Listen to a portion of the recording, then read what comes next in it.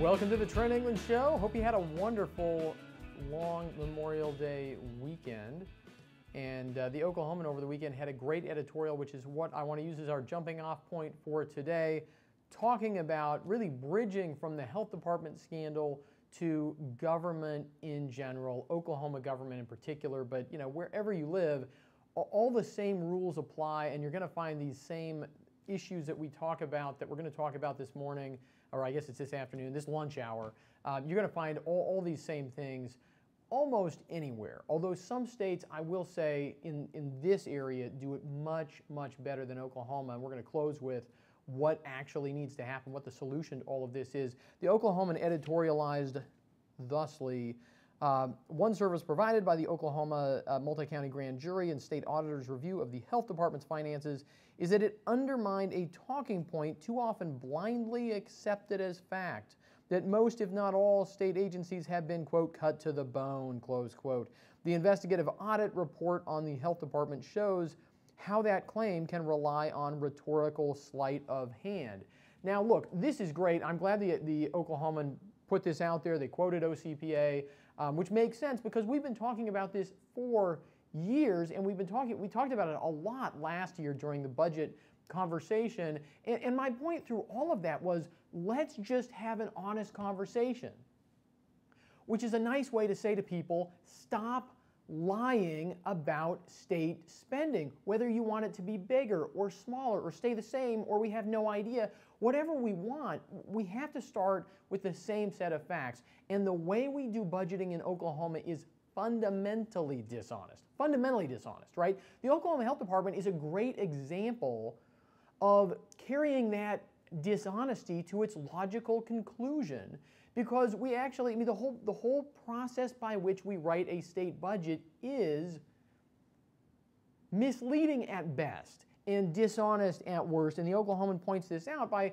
talking about all of the streams of money that flow into the Oklahoma State Department of Health around the state budget process, allowing politicians to say, well, their appropriation is down. Oh my word, this is a disaster, even when agency spending has gone up. And if this sounds familiar to you, you must have been listening to the radio show last year, because we talked about this a ton on the show last year. And I want to go back to some of these examples to make this point. The health department is not a one-off. The health department is an outlier in taking the way we actually do budgeting with all of our state agencies, taking it to the extreme, right? It's an outlier in that way, but it's not an outlier in the fact that it had all of these streams of money flowing into it around the state budget process, and that if it's around the state budget process, that means, right, we have to think of that as without accountability, without responsibility, right?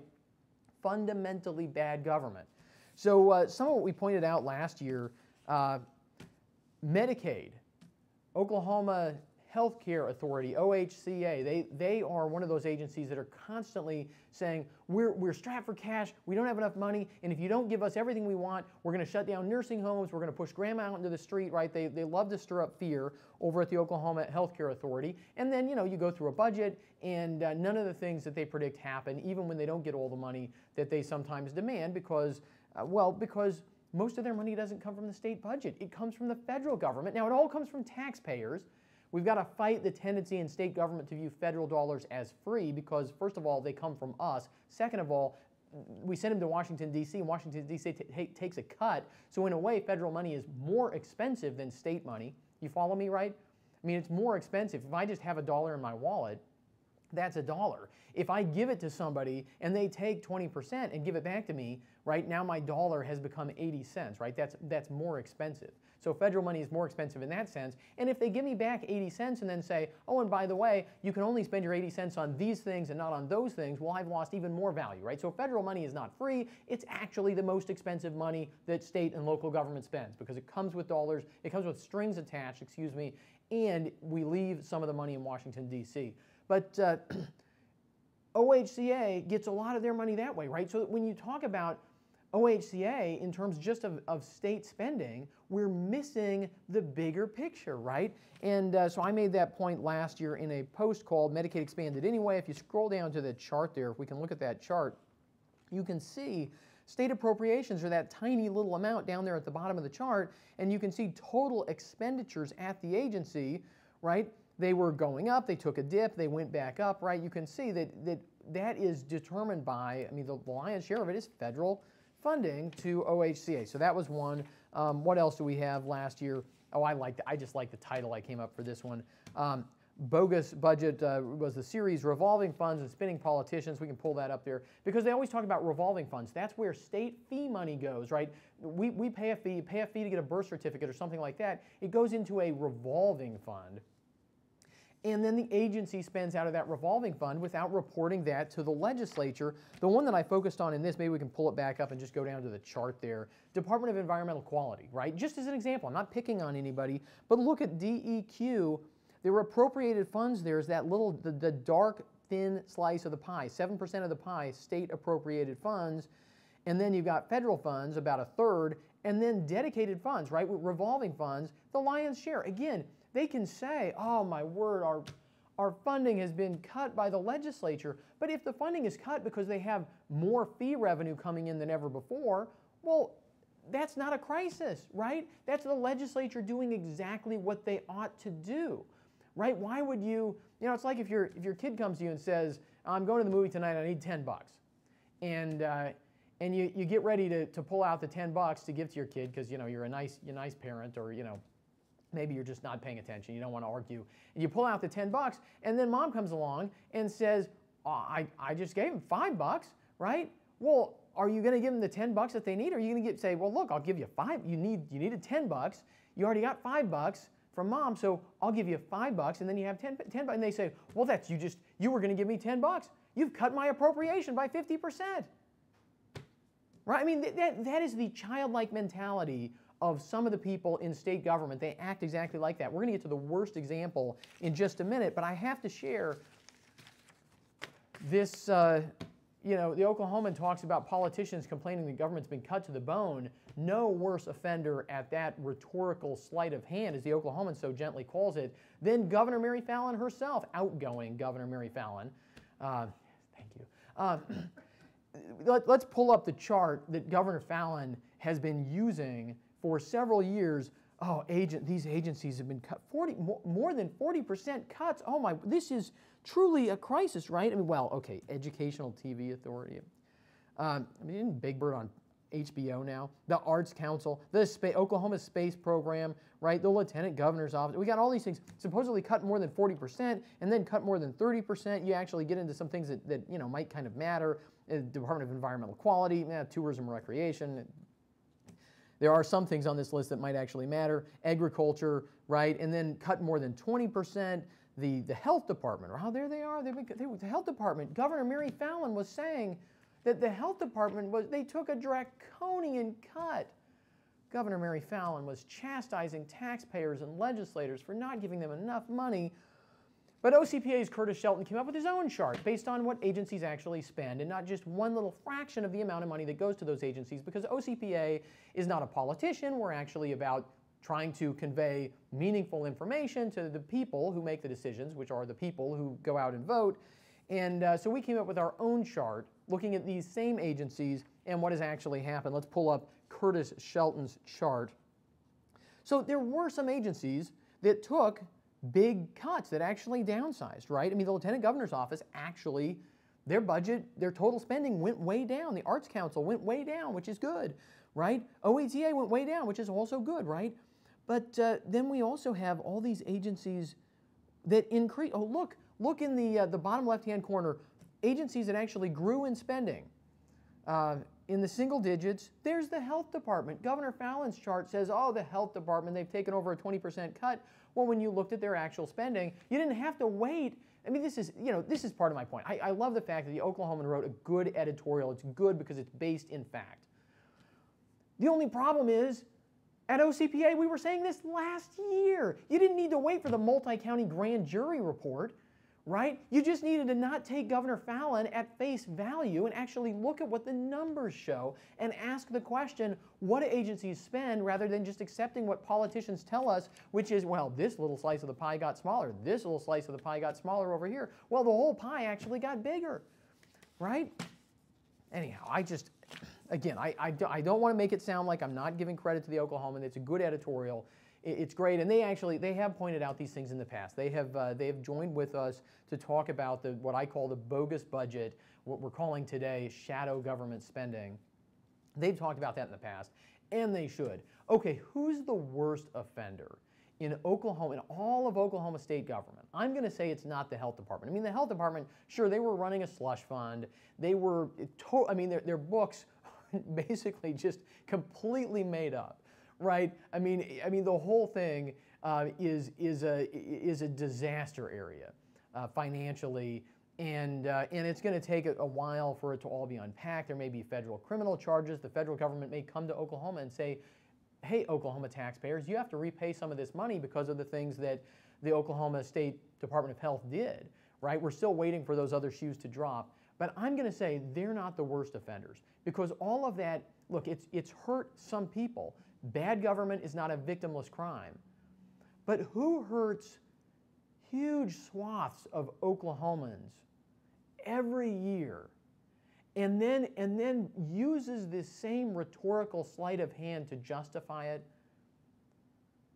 Higher education in Oklahoma does that. Our colleges and mostly our universities do that to Oklahoma students, parents, families, taxpayers, every single year, because they complain that their funding has been going down, which their appropriated funding, right, has of late been going down a little bit. And they use that to justify massive tuition hikes. But when you look back over the course of Oklahoma state government over the last 20 years, you know what you discover when you do that? You discover that even when the legislature gave higher education more money, did tuition go down then? No, tuition went up. Even when the legislature held the appropriations to higher education constant and the number of students didn't grow, right? Even when everything was basically constant one year to the next, tuition went up, right? And when the appropriation has gone down, tuition has gone up, right? The legislature has very little direct power to control tuition in Oklahoma because of the way the Board of Regents is set up, because of what I think are some constitutional and statutory absurdities in Oklahoma state law.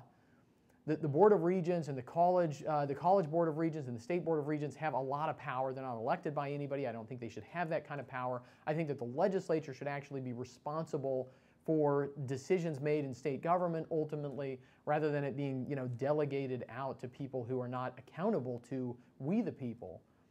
Right? I pointed out last year, sort of firing for effect here to be perfectly honest, but it's an important point.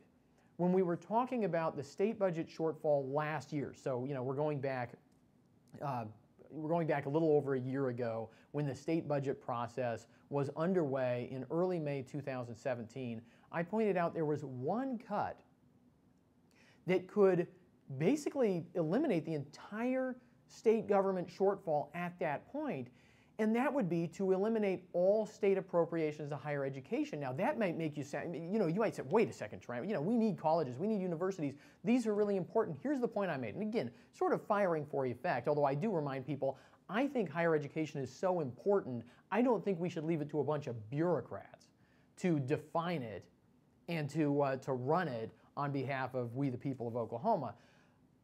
But if you had eliminated last year all of the appropriations that went to state higher ed in Oklahoma, those institutions bring in they have increased tuition and fees so much that you would only be taking them back to, what is it? And we can pull up the post here. You'd only be taking them back 5 years in the total amount of spending that they would have, right? I mean, we can go down to that chart there, and you can see total expenditures, huge growth in the total expenditures of those agencies. And yes, appropriations going down a little bit, but the colleges and universities, I mean, look, here's what you would look for. If you thought that university and college presidents really cared about Oklahoma families and Oklahoma students, here's what you would expect.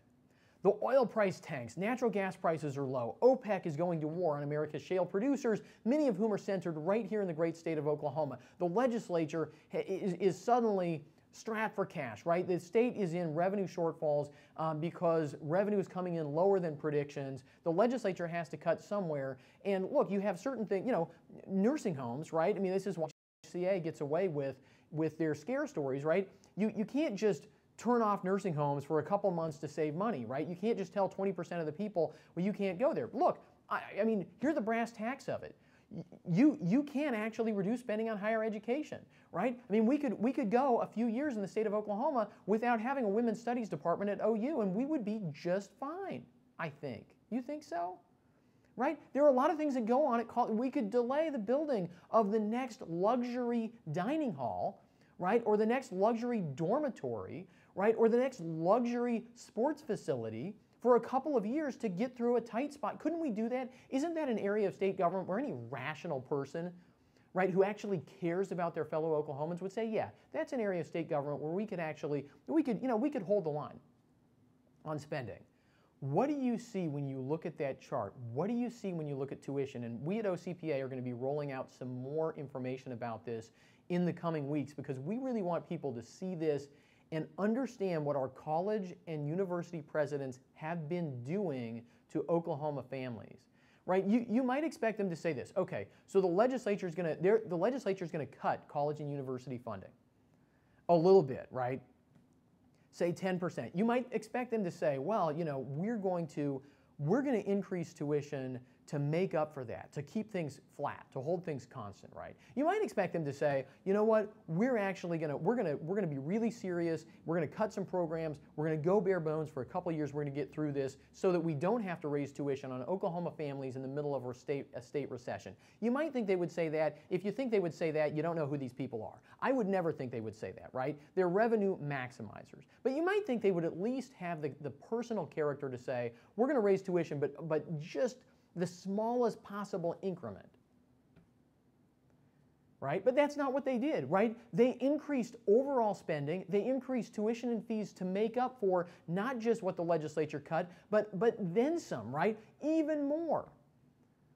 These are revenue maximizing enterprises. They increase tuition and fees as much as they think they can politically get away with every single year. They know that a lot of it gets turned into debt for students, and they view that, again, they view that as, well, you know, it's free money. If you can get people to pay it, right, then why not? This is a part of our bogus budget problem in Oklahoma. What's the solution? The solution is to run all of the money, all of state money, or as much state money as we possibly can through the state budget process. Now that doesn't, let me tell you what that doesn't mean. That doesn't mean that everything has to get chunked into the general fund.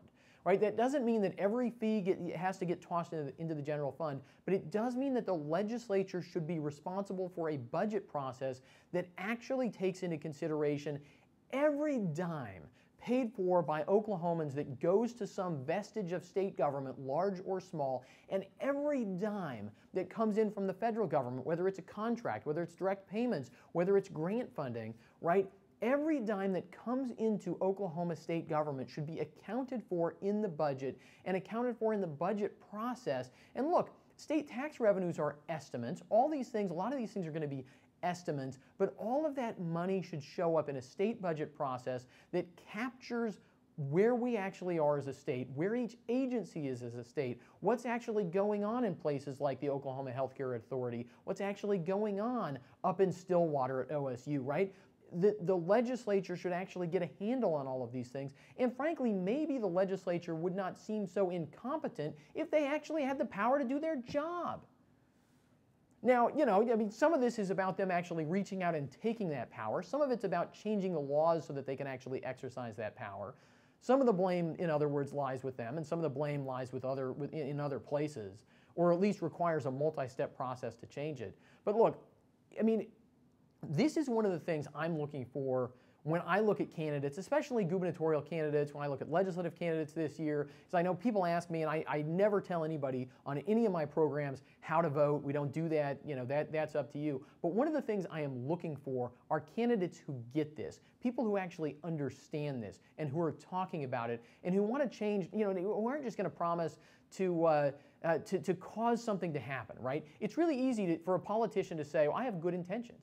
I want Oklahoma to be a great, wonderful place. Well, I'm going to posit that everybody running for office this year wants Oklahoma to be a wonderful place. I'm just going to posit that. I'm just going to assume, whether they tell me or not, I'm going to assume that. So if they tell me, I'm just going to consider them a little bit redundant, right? I'm sure, and I think this is actually true, right? But what matters is what your definition of a wonderful place is, and what really matters is, what are you actually going to do about it? Because there are a lot of wonderful intentions that are never realized because people have bad ideas or no ideas. The question is, are people actually willing to confront the systemic things that hold Oklahoma back? The structures, the legal structures and other structures, the assumptions and cultures that actually hold us back as a state. And nothing would allow us to make, I think, more progress than changing the state budget process in such a way that it becomes, yes, simply more honest. So that then we can have a more honest conversation about what our state priorities are. We can have a more honest conversation about what taxpayers actually are paying into state government, right, through the tuition dollars they pay, through the fees that they pay, through all of the different things that we pay into state government, rather than allowing a disingenuous conversation that focuses on just one tiny sliver of that. I'm Trent England. Thanks for watching the show today. I hope this has been useful. I'm going to post all the links that we talked about up on the show Facebook page after we wrap up here. Remember, you can find us. We're on iTunes, Stitcher, SoundCloud. We're in the, what is it called? Google Play, the Google Play Music Store. It's Google Play Music, by the way. There's like multiple Google Play stores, but we're in Google Play Music because that's where podcasts live. And if you search it up, it'll pop right up. I did that on my phone the other day, and it popped right up. And I helped somebody subscribe on iTunes the other day as well when they were out here at the office. So yeah, look, you know, if you need help signing up, just stop by the office, and I'll actually add it personally to your phone. I just did that last Friday. I'm Trent England.